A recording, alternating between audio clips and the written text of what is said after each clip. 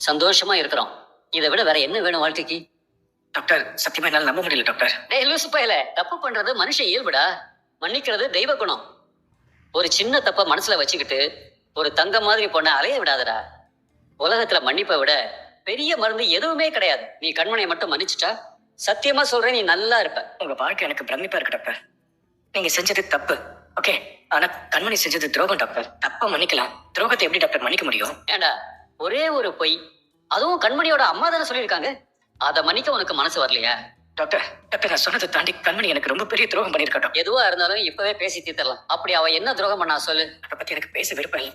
டேய், ஒளிச்சு வைக்கிற ரகசியம் எல்லாம் பொண்ணு மாதிரி மறைச்சு வைக்க வைக்க சீல் பிடிச்சி செப்டிக் ஆயிடும்.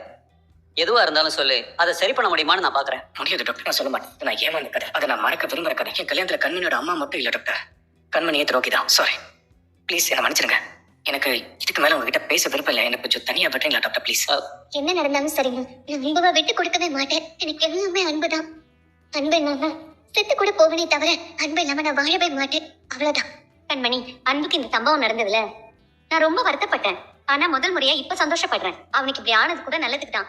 இந்த சூழ்நிலையில அவனால நிச்சயமா உன்னை புரிஞ்சுக்க முடியும். கண்டிப்பா மாறுவாங்கிற நம்பிக்கை எனக்கு இருக்குமா. இந்த வீட்ல இருந்து போறப்ப நீங்க 2 பேரும் நல்ல புருஷன் பொண்டாட்டியா போவீங்கன்னு தான் நான் நினைக்கிறேன். உங்க வாய் முகூர்த்தம் பலிக்கட்டுமா?